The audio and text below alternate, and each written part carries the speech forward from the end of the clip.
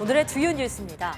일본의 수출 규제가 1년은 넘은 가운데 문재인 대통령은 지금까지 단 한 건의 생산 차질도 없이 위기를 극복했다고 평가했습니다. 그러면서 지금까지 수세적 대응에서 소재 부품 장비 강국 도약으로 정책을 전환하고 국제사회와의 협력도 강화해 일본과 다른 길을 가겠다고 밝혔습니다. 소독 효과가 떨어지는 엉터리 손소독제 수백만 개를 만들어 판 업체들이 무더기로 적발됐습니다. 이들 제품은 에탄올 함량이 제조 기준에 미치지 못해 소독 효과가 정품보다 크게 떨어지는 것으로 확인됐습니다. 미국에서 코로나19 하루 신규 환자가 처음으로 6만 명을 넘었고 전체 누적 환자도 300만 명을 넘어섰습니다. 텍사스 등에서는 병상 부족이 심화하고 있고 일부 주에서는 자택 대피령 등 다시 봉쇄 정책을 시행해야 한다는 주장이 나오고 있습니다. 코로나19 재확산에도 불구하고 트럼프 미 대통령은 학교들이 가을 학기에 개학하지 않으면 자금 지원을 중단할 수도 있다고 압박했습니다. 미국 최대 교원노조 단체가 강하게 반발하는 가운데 하버드대와 매사추세츠 공대는 온라인 강의만 듣는 외국 대학생의 비자 취소 방침에 대해 소송을 제기했습니다. 인공지능은 4차 산업혁명의 핵심 기술로 주목받고 있습니다. 특히 방대한 데이터를 학습하고 인간의 언어를 이해하는 최첨단 언어 인공지능 분야는 미래의 성장 동력일 뿐 아니라 우리의 삶도 크게 바꿔놓을 것으로 보이는데요. 오늘 과학의 달인에서는 애트리 인공지능 연구소 임준호 책임연구원을 초대했습니다.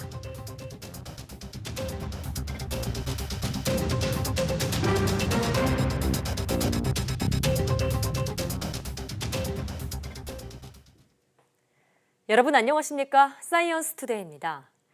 1년 전 일본의 수출 품목 규제로 우리 산업계는 초비상이 걸렸지만 지금까지 큰 생산 차질 없이 위기를 잘 극복해왔습니다. 정부는 이제 전 세계 부품 공급망이 재편되는 시대에 대응하는 차원에서 우리나라를 소재와 부품, 장비 등 이른바 소부장 산업의 강국으로 키우겠다고 선언했습니다. 이광엽 기자의 보도입니다.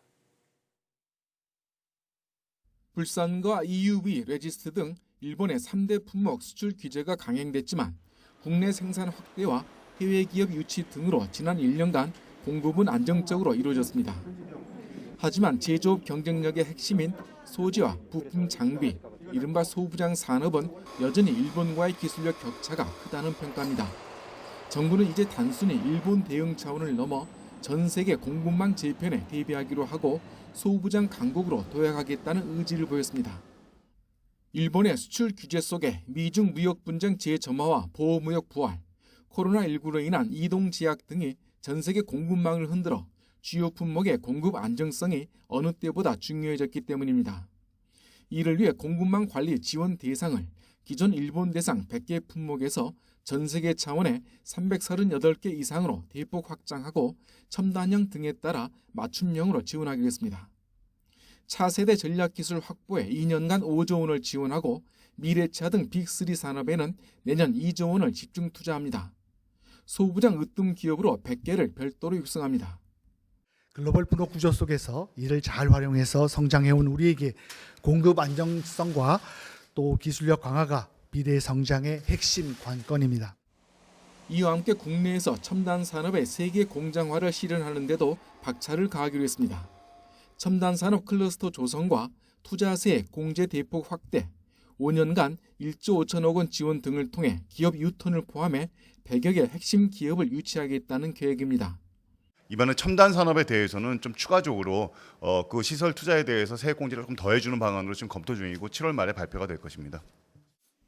기술 속의 기술로 불릴 정도로 제조업 경쟁력을 좌우하는 산업인 소재, 부품, 장비. 세계 각국도 공급망 재편에 발빠르게 대응하고 있는 만큼 다양한 창의적 정책 수단에 동시에 힘을 쏟아야 할 시점입니다. YTN 이광규입니다.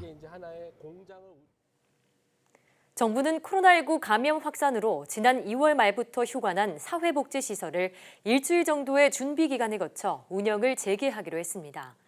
김강립 중앙재난안전대책본부 1총괄 조정관은 코로나19 장기화로 휴관이 길어지면서 누군가의 돌봄이 절실한 계층에 돌봄 공백도 심각해지고 있다며 장애인 복지관 같은 사회복지시설의 운영을 재개하겠다고 밝혔습니다.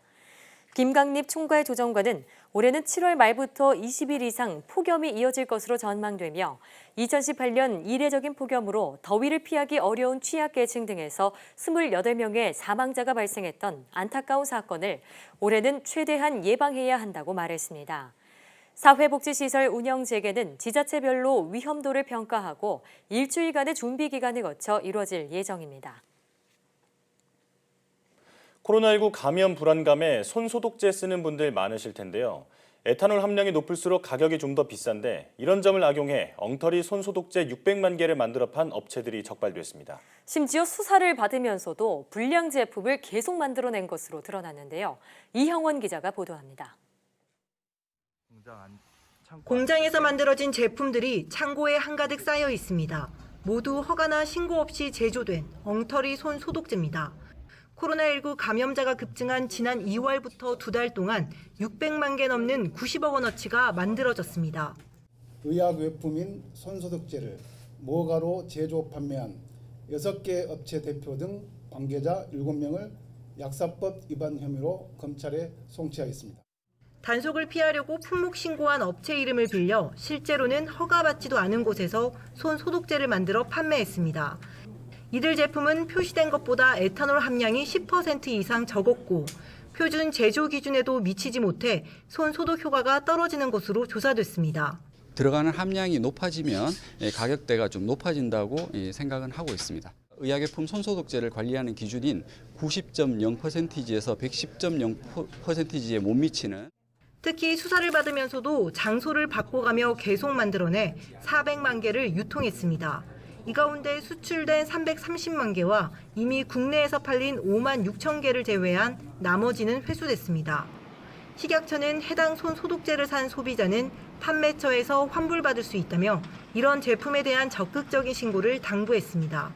한편 수출과 국내 유통으로 얻은 불법 수익은 검찰 수사를 통해 환수하게 될 방침이라고 밝혔습니다. YTN 이영훈입니다. 코로나19 사태가 장기화하면서 지역 축제와 행사들이 줄줄이 취소되거나 연기되고 있습니다. 많은 시간과 노력을 기울인 대형 축제인 엑스포도 상황이 비슷해 주최 측 고민이 깊어지고 있습니다. 오태인 기자입니다.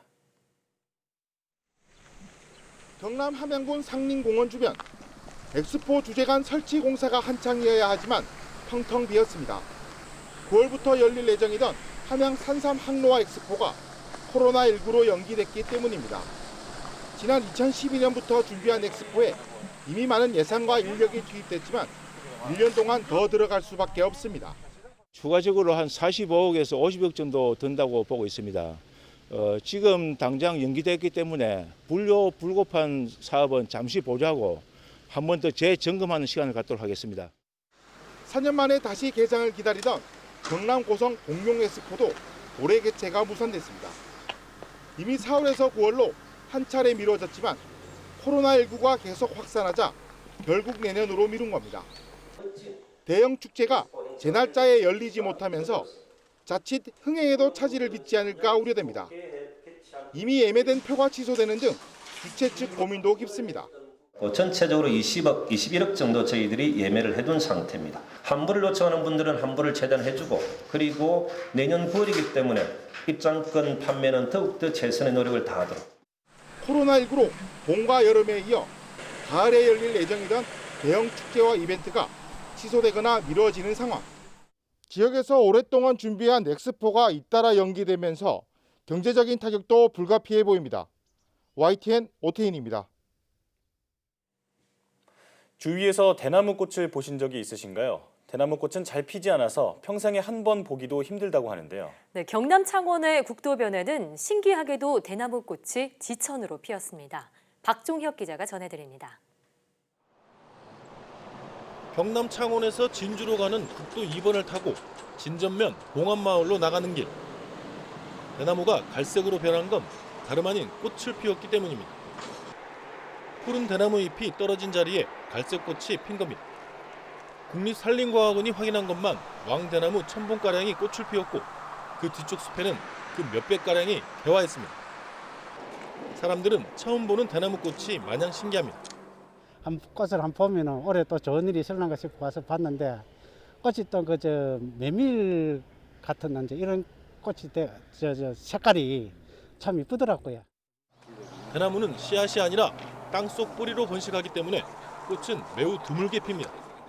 자연스럽게 유성 증식을 할 수 있는 개화생리와 관련되는 기관들이 퇴화가 된 거죠. 그래서 이렇게 퇴화된 기관에서 꽃이 핀다는 것은 상당히 이례적이고 신비한 현상이라고 할 수 있습니다.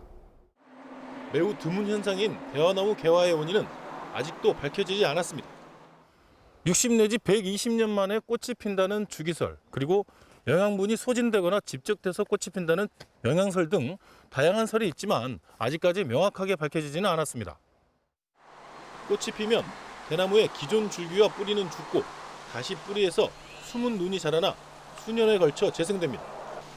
국립산림과학원은 이번에 꽃이 핀 대나무 숲의 입지 환경이나 영양 상태, 유전자 분석 등을 통해 개화 원인을 밝힐 예정입니다. YTN 박종혁입니다.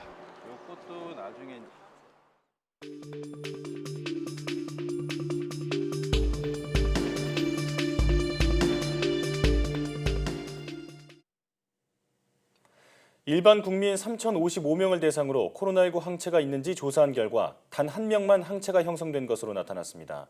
중앙방역대책본부는 2020년 국민건강영양조사에 자녀 혈청 1차분 1,555건과 서울 서남권 의료기관 내원 환자 1,500건에 대한 항체가 조사 결과 영양조사에서 수집한 검체는 모두 음성이, 서남권 검체에서는 한 건이 양성으로 나타났다고 밝혔습니다.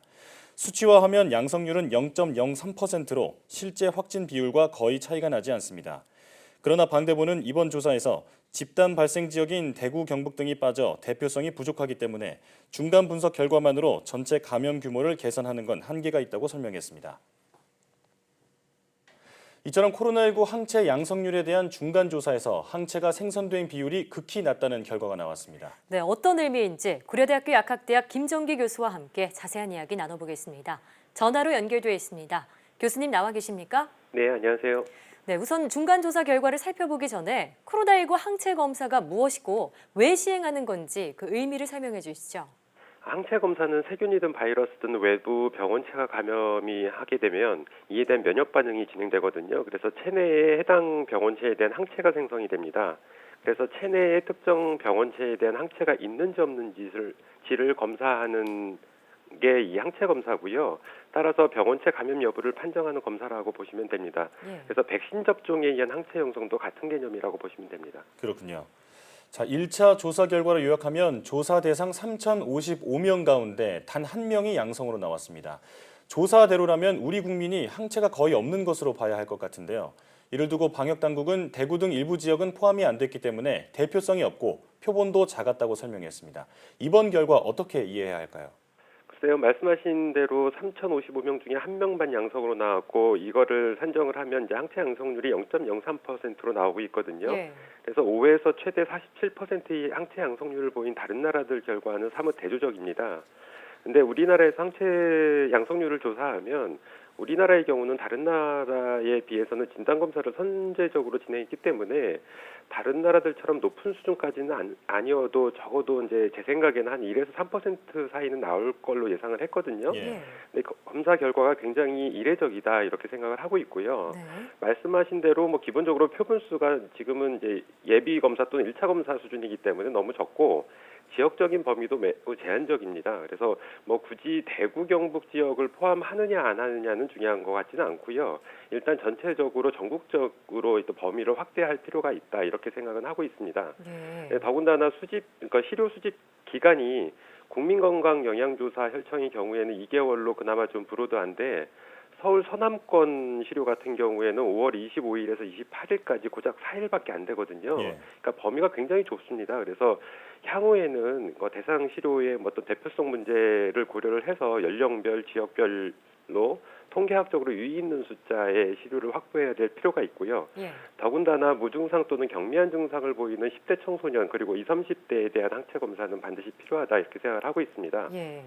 그리고 또 중대본에서 이번 항체 검사에서 선별검사와 중앙항체 시험법으로 진행했다라고 얘기를 하고 있는데 중대본 브리핑만으로는 여기서 얘기하는 선별검사가 도대체 뭘 의미하는지 정확하게 파악이 안 됩니다. 그리고 중앙항체 검사 시험법도 이 시험법이 굉장히 까다롭기 때문에 왜 굳이 중앙항체 시험법을 했는지는 좀 납득이 좀 안 되고요. 항체 양성률 검사는 기본적으로 코로나19에 대한 그 일라이자 검사, IgG 항체 검사만 진행하면 되거든요. 그래서 이런 부분은 좀 의아하다 이렇게 생각을 하고 있습니다. 네, 일단 항체 생성률이 극히 낮게 나와 이례적이지만 전국적으로 좀 검사 수를 확대할 필요가 있다 말씀하셨고요. 자, 앞서 다른 나라의 사례들 좀 말씀을 하셨는데 결과를 보면 미국 뉴욕 브루클린이 항체 생성률이 47%, 프랑스가 25.9%, 중국 우한이 10%로 나타났습니다. 이렇게 나라별로 생성률의 차이가 나는 이유가 무엇인가요? 기본적으로 항체 양성률이 높게 나왔다는 얘기는 그만큼 감염에 노출되었음에도 불구하고 이를 인지하지 못하고 지나갔다. 그러니까 양성 판정은 받지 않았는데 감염에 노출됐었다라고 보는 게 맞고요. 지금 말씀하신 미국 뉴욕의 브루클린 같은 경우에는 워낙 감염이 크게 확산이 됐다 보니까 확진받은 사람들 대비 확진은 안 받았지만 실제로는 감염에 노출된 사람이 굉장히 많다 이렇게 보시면 될 것 같습니다. 자, 그런가 하면 방역 당국이 연말까지 항체 검사를 계속 이어갈 거라고 계획을 발표했습니다. 그렇다면 결과가 지금과는 다르게 나올 가능성도 있다고 봐야겠죠. 앞서 말씀드린 것처럼 이번 1차 항체 양성률 조사 결과는 예상과 너무 다르고 이례적입니다. 그래서 아무래도 지금까지는 여러 가지 좀 제한점도 많고 문제가 좀 있다라고 판단이 되니까 앞으로 연말까지 항체 검사를 진행을 하고 표본 수도 많아지고 범위도 광범위하고 전국적으로 진행이 되게 된다면 지금 결과는 좀 다르게 나오지 않을까 이렇게 예상을 하고 있습니다. 예, 앞으로의 검사 결과는 지켜봐야겠지만요. 이처럼 항체 형성 비율이 낮다는 건 우리 사회가 그만큼 적극적으로 방역에 동참했기 때문이다. 이런 분석도 있습니다. 그 얘기는 집단 면역이 코로나19 확산을 막는 데는 별 도움이 안 됐다 이런 얘기인가요? 이번에 항체 양성률 조사를 진행한 이유는 집단 면역 개념보다는요. 현재 우리나라에서 양성 판정을 받지 않은 즉 숨은 감염자가 얼마나 있는지를 파악을 해가지고 이 자료를 앞으로의 방역 정책의 방향성을 결정하는 기초조사를 위해서 이런 차원에서 진행됐다라고 보시면 될 것 같고요. 이번 항체 검사의 결과가 높게 나오든 낮게 나왔든 상관없고 연말에 항체 검사 결과가 높게 나오든 낮게 나오든 상관이 없거든요. 기본적으로 자연 면역에 의한 집단 면역은 절대 생각하면 안 되고 가능하지도 않다 이렇게 보고 있습니다. 그렇군요.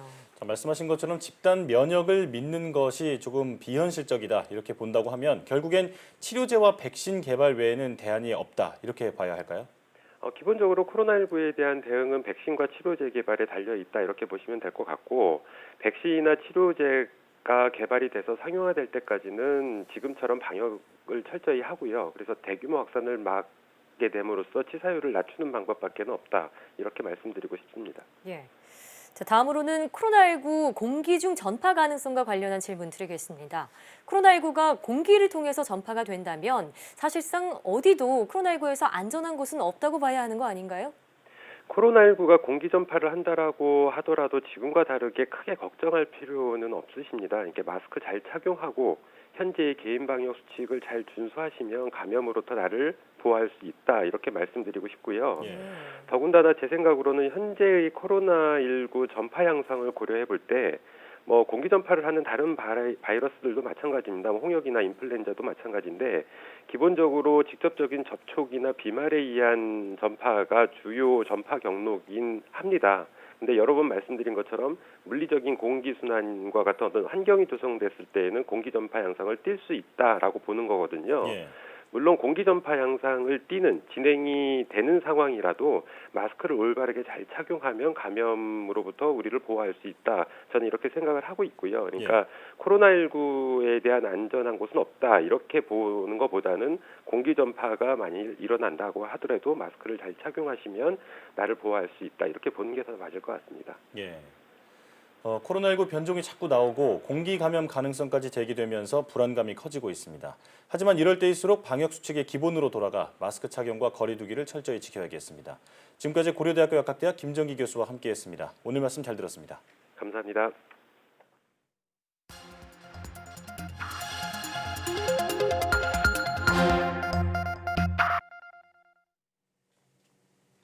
다양한 분야의 과학 이슈를 과학 기자의 시각으로 집중 분석하는 사이언스 취재 파일 시간입니다. 네, 스튜디오에 최설아 기자 나와 있습니다. 어서 오세요. 안녕하세요. 네, 오늘은 어떤 이야기 나눠볼까요? 네, 오늘은 뇌졸중에 관한 소식 준비했습니다. 뇌졸중은 암과 심장질환과 함께 우리나라 3대 사망 원인으로 꼽히는 질환인데요. 네. 발병하면은 3분의 1은 사망하고 또 3분의 1은 평생 후유증을 안고 살아가야 할 정도로 이 더딘 회복과 깊은 후유증이 특징입니다. 예.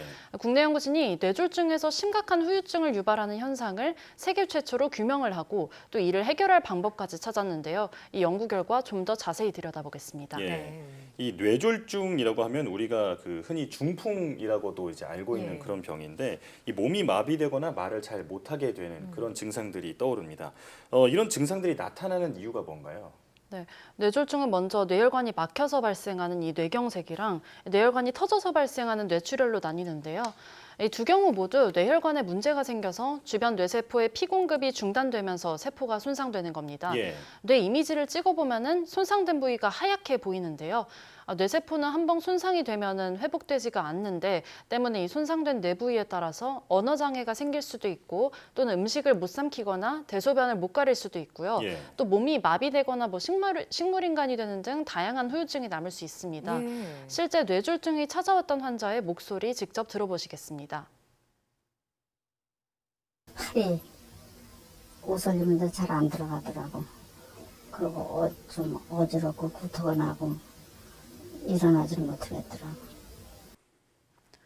처음 발병을 하면은 빨리 병원으로 이동을 해서 수술 등 이런 처치를 받아야지 이런 장애가 남을 확률이 줄어들게 됩니다. 예. 뇌졸중의 골든타임이 최소 3시간, 많이 잡아야 6시간이라는 말이 나오는 이유입니다. 그렇군요. 자, 그런데 이 뇌졸중이 발생한 부위 외에도 뇌에서 좀 멀리 떨어진 부위에서 뇌졸중이 발생한 경우에서 이 문제가 생겨서 후유증이 남는 경우도 있다고요? 네, 그렇습니다. 특히 뇌 안쪽에 백질부라는 곳이 있는데요.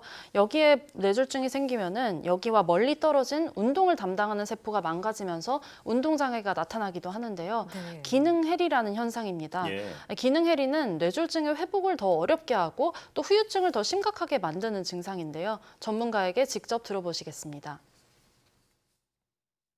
기능해리는 뇌 안에서 그리고 뇌의 백질부에서 생기는 뇌졸중에서 흔히 볼 수 있는 현상이죠. 뇌졸중 발생 부위뿐만 아니라 다른 부위에 문제가 생기는 것을 기능해리라고 하는데 이 기능해리 때문에 뇌졸중의 회복이 더뎌지고 후유증도 깊어질 수 있습니다. 예, 이 기능 해리를 들어봤는데 이 네. 해리가 사전 의미로는 풀려서 떨어짐이란 의미더라고요. 네. 자, 그렇다면 이런 기능 해리가 운동을 담당하는 뇌세포에 만약에 발생하게 된다면 운동 장애가 발생할 수도 있겠네요. 네, 그렇습니다.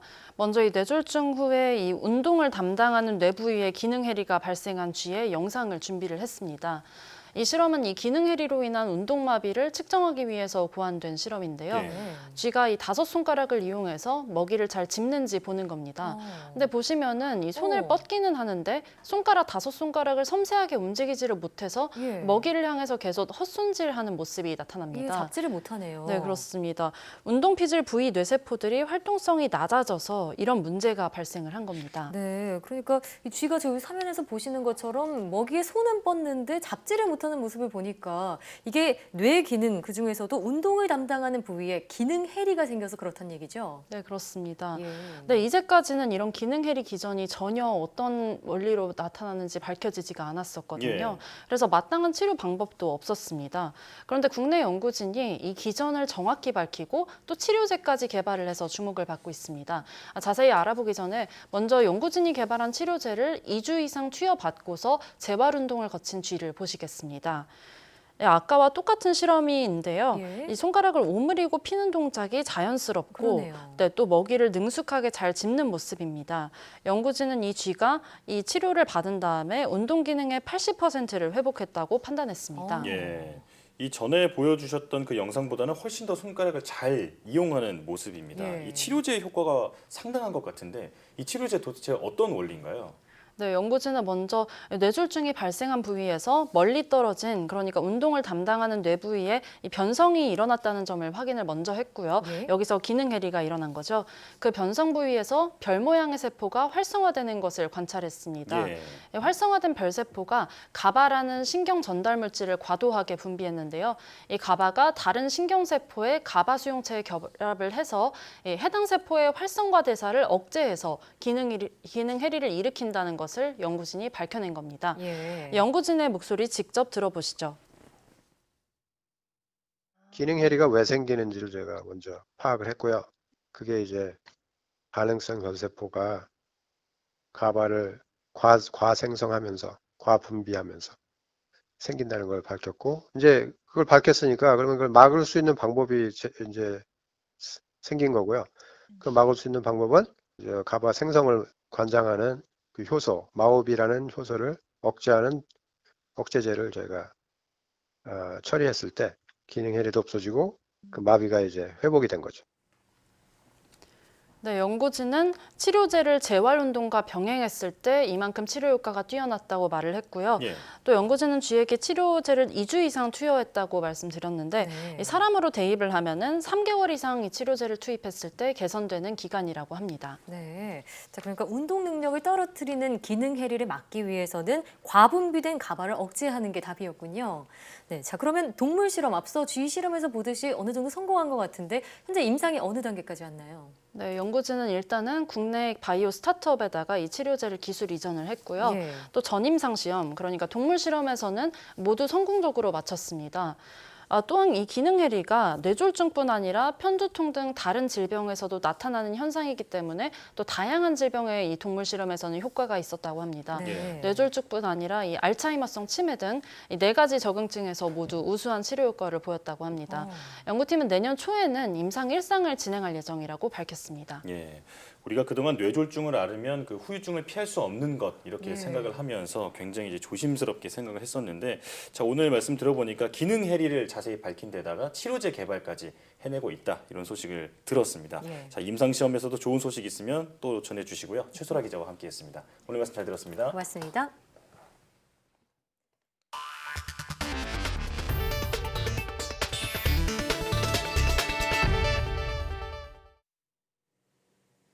미국에서 코로나19 하루 신규 환자가 처음으로 6만 명을 넘는 등 재확산 속도가 빨라지면서 일부 주에서 병상 부족 사태를 겪고 있습니다. 환자가 급증하고 있는 텍사스주 등에서는 주민들에게 자택 대피령을 다시 내려야 한다는 목소리까지 나오고 있습니다. 이규준 기자의 보도입니다.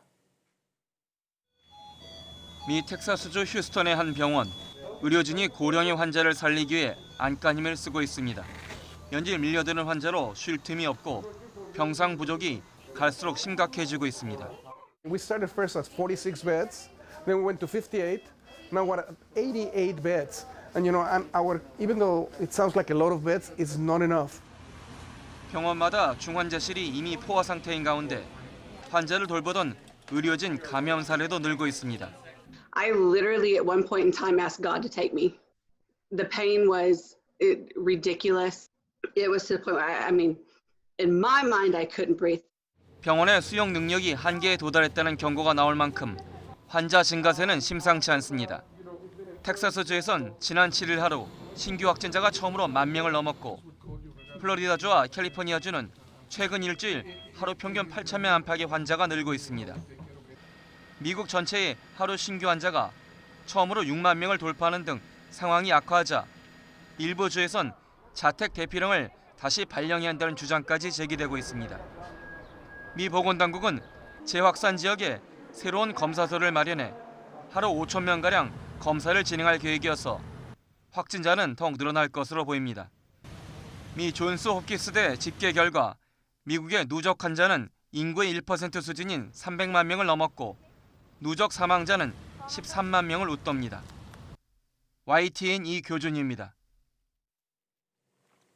도널드 트럼프 미 대통령이 미국 내 학교들이 가을 학기에 등교하지 않으면 자금 지원을 중단할 수도 있다고 압박했습니다. 이에 미국 최대 교원 노조 단체가 강하게 반발하고 하버드대와 매사추세츠 공대는 외국인 유학생들의 비자를 취소하겠다는 정부 조치를 중단시켜달라고 소송을 제기했습니다.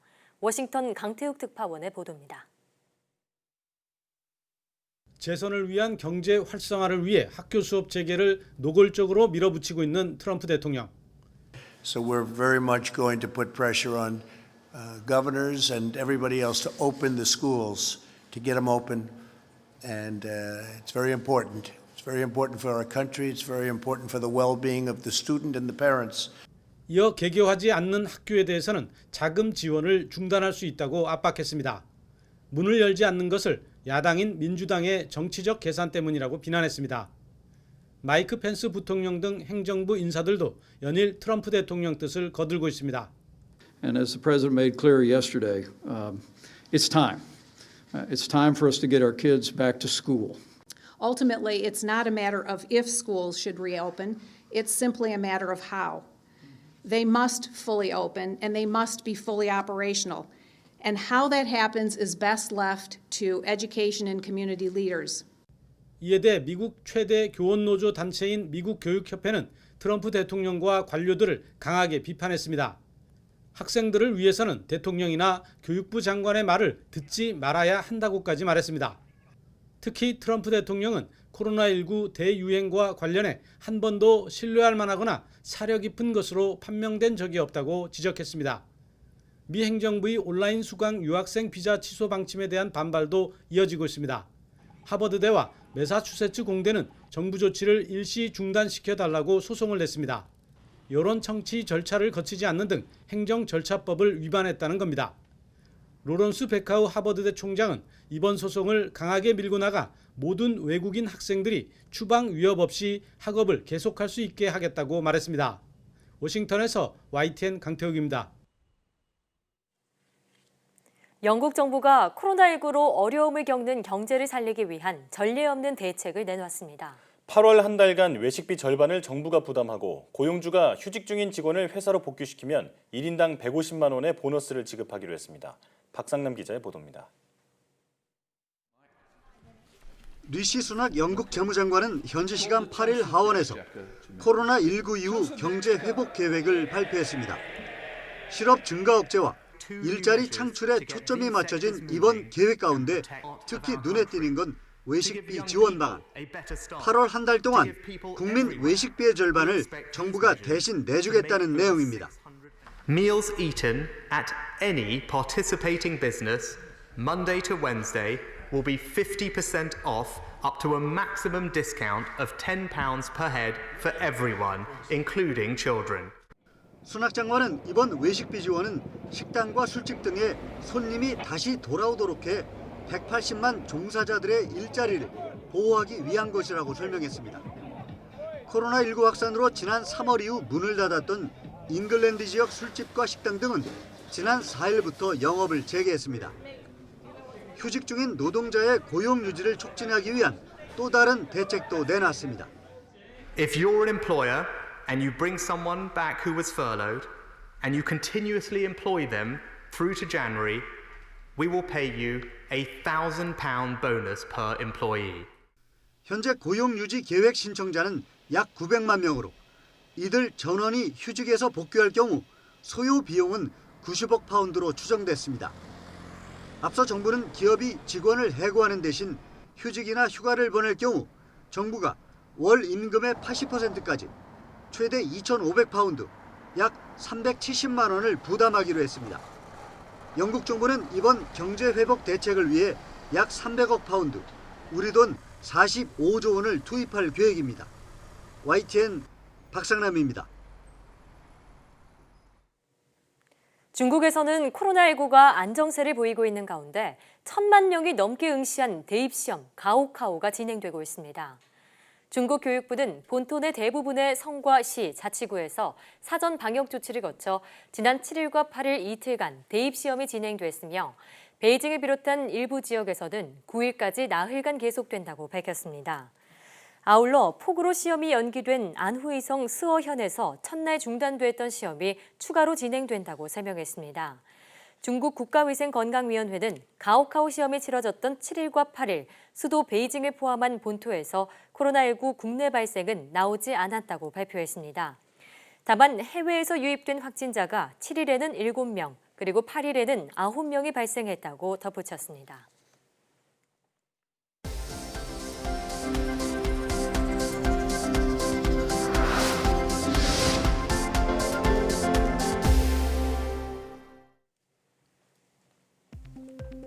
그동안 이론으로만 알려졌던 고차원 위상부도체의 실존 여부를 포항공대가 주축이 된 국제공동연구진이 밝혀냈습니다. 포항공대 이길호 교수팀과 미국 레이시언 BBN 테크놀로지, 독일 막스플랑크 연구소, 홍콩 과기대 공동연구진은 조셉슨 접합이라는 물리학적 방법을 이용해 고차원 위상부도체의 존재를 관측하는 데 성공했다고 밝혔습니다. 위상부도체는 겉과 속이 다른 물질로 고체 물리학의 패러다임을 바꿨지만 고차원 위상부도체는 지금까지 이론상 있을 것이란 예측만 무성했습니다. 특히 이번 연구 결과는 양자 컴퓨터가 양자 정보를 잃어버리는 현상을 극복할 수 있어 새로운 개념의 양자 컴퓨터 연구에 한 발짝 다가선 것으로 평가받고 있습니다. 피부와 옷에 붙일 수 있는 풀컬러 휘어지는 디스플레이가 개발됐습니다. 고려대 김수영, 연세대 안종현 교수 공동연구진은 매우 얇은 기판에 트랜지스터와 논리 회로를 접목해 피부와 옷 등에 자유롭게 부착할 수 있는 풀컬러 휘어지는 디스플레이를 개발했다고 밝혔습니다. 연구진은 기존 풀컬러 디스플레이가 가진 색 표현력을 유지하면서도 옷에 부착할 수 있다는 점에 연구 의의가 있다며 입는 디스플레이의 상용화 시점을 앞당길 것이라고 평가했습니다. 이번 연구 결과는 사이언스 어드밴시스에 실렸습니다. 단백질이 체내에서 접히는 과정이 분자 수준에서 관측됐습니다. 한국과학기술원 카이스트 이효철 교수팀은 단백질 접힘 과정에서 구조 변화를 실시간 관찰하는 데 성공했다고 밝혔습니다. 단백질은 최적의 구조를 띠기 위해 고유의 접힘 구조를 갖는데 이런 단백질 접힘이 잘못되면 치매와 파킨슨병 등 다양한 질병이 유발됩니다. 연구진은 이번 연구는 단백질 구조에 기초한 신약 개발에 도움이 될 것이라고 말했습니다. 울산과기원 유니스트가 2017년 이후 4년 연속 라이덴 랭킹에서 국내 1위를 유지했습니다. 네덜란드 라이덴 대학이 발표하는 라이덴 랭킹은 대학의 규모나 평판이 아닌 각 대학이 발표한 논문 가운데 영향력이 큰 논문의 비율을 기준으로 대학을 평가합니다. 울산과기원은 평가 기간인 2015년부터 2018년까지 총 1998편의 논문을 발표했고 이 가운데 피인용 상위 10%에 해당하는 논문은 278건으로 13.9%를 기록했습니다. 이는 국내 대학 가운데 가장 높은 수치이며 세계 순위로는 99위에 해당합니다.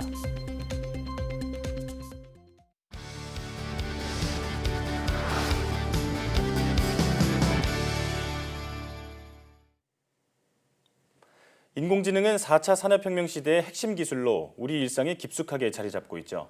특히 인간의 두뇌 구조를 본뜬 딥러닝 기술을 활용해 그 범위를 넓혀가고 있는데요. 인공지능의 현재와 미래의 모습은 어떨지 오늘 과학의 달인에서 자세히 알아보겠습니다.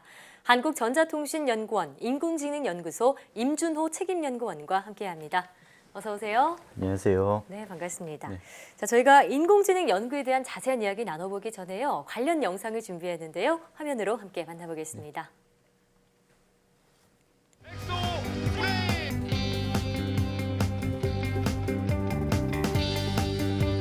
최종 우승자는 엑소브레인입니다.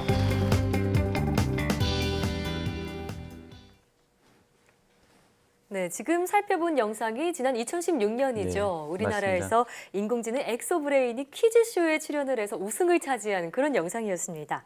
우선 엑소브레인이 무엇인지 자세히 소개해 주시죠. 예, 엑소브레인은 인공지능이 지금과 같이 관심을 받기 훨씬 이전인 2012년도에 향후 국가 차원에서 이와 같은 인공지능 기술이 필요하다고 판단해서 10년의 장기간에 걸쳐서 시작한 프로젝트입니다. 예. 엑소브레인 기술은 크게 사람이 사용하는 언어를 이해하는 기술, 이해한 내용에 기반해 지식을 학습하는 기술, 그리고 사람이 궁금해하는 질문에 올바른 답을 찾아서 제공하는 기술로 구성이 되어 있습니다. 예. 그러니까 우리나라의 최초의 토종 인공지능이다 네. 이렇게 말할 수 있을 것 같은데 예. 사람이 사용하는 언어를 이해하고 또 그 질문도 이해하고 올바른 답까지 제공을 해주려면 굉장히 많은 학습이 필요했을 것 같습니다. 예. 어떤가요? 네, 맞습니다. 사람이 사용하는 언어를 이해하기 위해서는 어휘나 문장, 문장 간의 관계를 분석하는 7종류의 기술을 개발을 하였고요.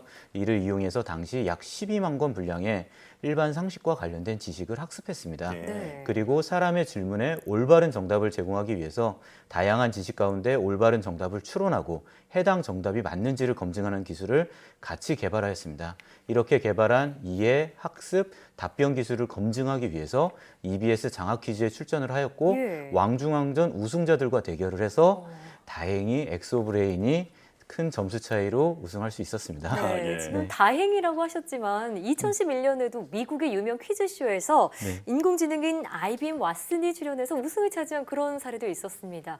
이처럼 인공지능이 인간을 뛰어넘는 사례가 계속해서 나오고 있는데 최근에 엑소브레인의 활용 범위를 점차 넓혀나가고 있다고요? 네, 맞습니다. 엑소브레인의 진화를 화면으로 준비했는데 잠깐 살펴보실까요?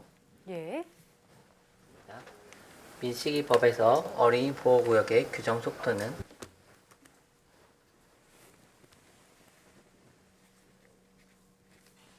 지금 영상이 나오고 있는데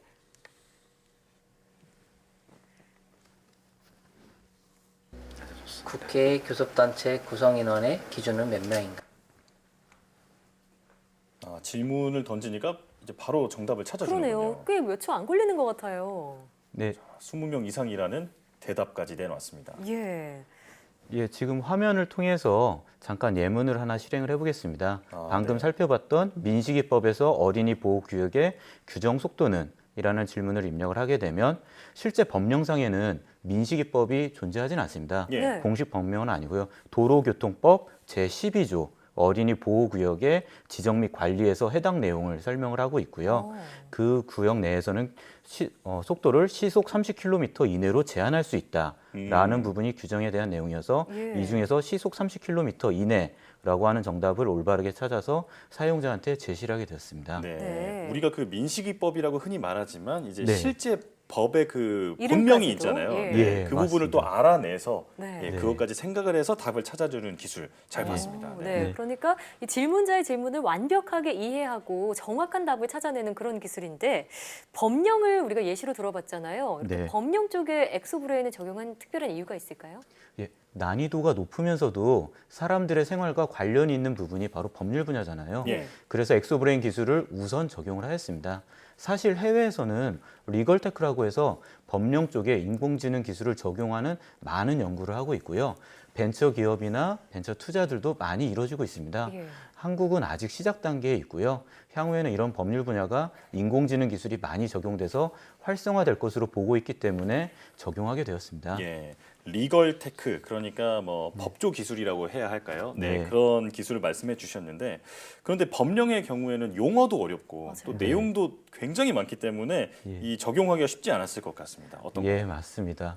법률 분야는 앞서 말씀드린 장학 퀴즈와 다른 점이 질문에 대한 답변이 특정 사건이나 특정 인물과 같은 단답형 질문이 아니라 법령 내 문장이나 절과 같은 서술형 질문이 많은 점이 특징이에요. 그래서 엑소브레인은 이와 같은 법령 분야 언어를 이해하고 서술형 답변이 가능하도록 기술을 고도화하였습니다. 그리고 엑소브레인은 법령에 포함된 어휘의 의미를 학습하기 위해서 각 어휘가 주변에 어떤 어휘와 어떤 관계로 같이 사용되는지를 분석을 하였어요. 예를 들어서 개의라고 하는 단어가 있다면 일상생활에서는 자주 사용되지는 않지만 주변에 같이 사용되는 단어들이 회의를 개최한다라는 의미를 포함한 단어라는 것을 딥러닝 기술을 이용하여 학습을 하게 되었습니다. 말씀드린 딥러닝 기반의 언어 이해 기술을 이용해서 국내 법령 전체와 해외 헌법들을 포함해서 총 1,451건의 법률을 학습을 하였고요. 이렇게 학습한 덕에 지금의 수준에 도달할 수 있었습니다. 그렇군요. 자, 이렇게 많은 법률을 학습하기 위해서 꼭 필요한 게 저희가 앞서서 언급했던 그 두뇌를 본딴 기술, 딥러닝 기술이라는 게 필요하다고 알고 있는데 이 딥러닝 기술에 대해서 좀 더 자세히 설명해 주시죠.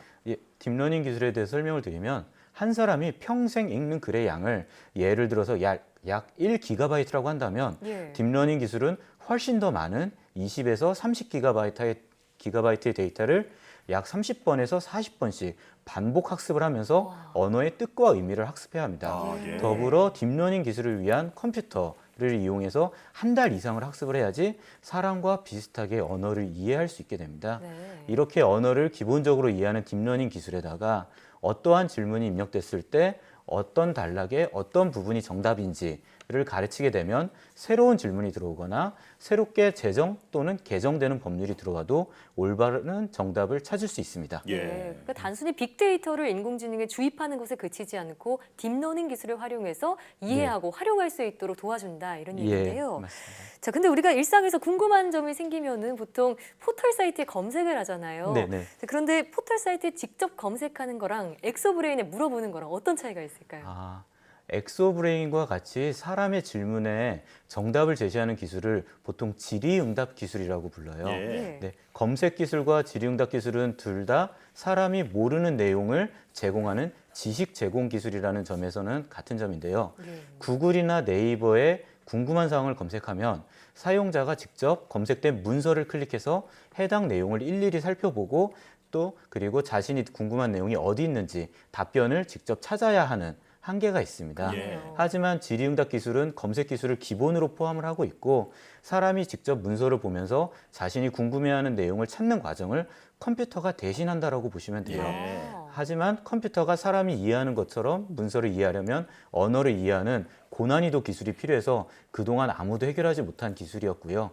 실제 이와 같은 질의응답 기술을 가장 많이 연구하고 있는 곳이 글로벌 기업인 구글이라고 봐주시면 됩니다. 그렇군요. 자, 이 말씀해주신 질의응답 기술이 기존의 검색 기술을 대체할 수 있는 정말 혁신적인 기술이다 이렇게 볼 수 있겠는데, 자, 법령 쪽 외에도 또 어느 쪽에서 활용할 수 있을까요? 엑소브레인은 궁극적으로 사람이 사용하는 언어를 컴퓨터가 이해해서 사람이 언어를 사용하는 모든 분야에 활용하기 위한 목적으로 개발한 기술이에요. 마치 지금의 전기가 모든 산업에 널리 쓰이고 있는 것처럼 향후에는 언어를 처리하는 인공지능 기술이 모든 산업에 널리 쓰이게 하는 게 목표예요. 구체적으로는 법률 분야뿐 아니라 은행이나 보험사와 같은 금융회사의 고객 상담 서비스, AI 챗봇, AI 스피커와 같이 다양한 분야에 적용이 가능합니다. 자, 그러면 앞으로 연구원님의 계획은 무엇인지 들어볼게요. 제가 생각하는 연구의 방향성은 궁극적으로 사람을 돕는 기술을 개발하자입니다. 사람을 돕는 기술을 만들기 위해서는 여러 가지 딥러닝의 기술이 가진 한계들도 극복을 해야 되고 그리고 개발한 기술이 국내 기업 및 학계에 널리 사용될 수 있도록 저희가 개발한 기술과 데이터를 일반에 공개를 하고 있습니다. 인공지능 기술은 지금보다 훨씬 더 많이 발전할 거고 훨씬 더 많은 영역에 다양하게 적용이 될 거예요. 법률 분야에서는 인공지능을 바라볼 때 AI 판사 혹은 AI 변호사라고 부르기도 하지만 실제는 사람을 대체한다기보다는 판사나 변호사를 도와주는 인공지능 시스템이라고 보시는 게 아마 더 정확할 겁니다. 그리고 법률을 잘 모르는 일반 사람들도 인공지능의 도움으로 더 쉽게 법률 지식에 접근할 수 있도록 해서 사람들에게 도움을 주고자 합니다. 마지막으로 법률 이외에 일반 생활과 관련된 분야에도 저희가 개발한 기술을 적용하여 많은 사람들을 도울 수 있도록 하는 게 목표입니다. 네, 이 법률 분야뿐만 아니라 이 말씀해 주신 것처럼 일상생활과 관련돼 있는 모든 분야에서도 도움을 주려면 조금 더 보완해야 할 점이 있을 것 같은데 보완해야 될 점에 대해서 한번 설명해 주시죠. 인공지능 기술이 기존보다 많이 발전했지만 아직 사람과 비교하면 부족한 점이 정말로 많습니다. 단적인 예를 들자면 특정 분야의 인공지능 기술을 적용하려면 아직도 많은 양의 학습 데이터가 필요합니다. 그리고 이를 구축하는 데 많은 시간과 비용이 소요된다는 한계점이 있고요. 또 그리고 딥러닝 기술이 가지고 있는 자체의 한계도 있습니다.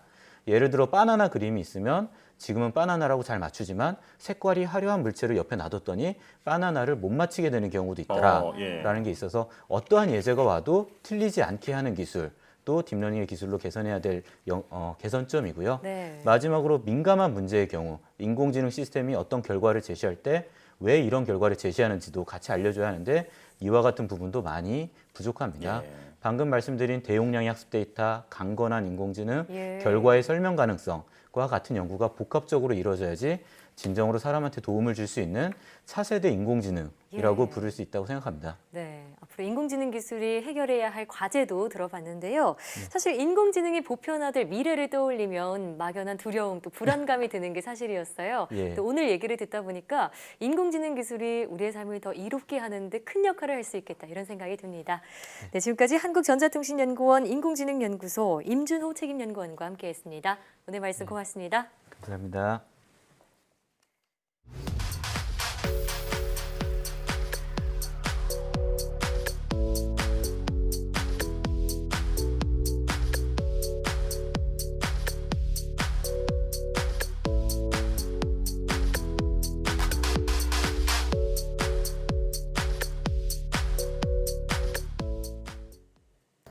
일본의 수출 규제 1년이 지난 지금 우리 산업계는 국내 생산을 확대하고 해외 기업을 유치하며 이를 극복하는 저력을 보여줬습니다. 하지만 기술 속의 기술이라 불리는 소재 부품 장비, 이른바 소부장 산업은 아직 일본과 기술력 격차가 크다는 평가입니다. 네, 소부장 산업은 제조업의 경쟁력의 바탕입니다. 민관이 긴밀하게 협조해 우리나라가 소부장 강국으로 거듭나는 저력을 다시 한번 보여주길 기대합니다. 사이언스 투데이 오늘 저희가 준비한 소식은 여기까지입니다. 함께해 주신 여러분 고맙습니다.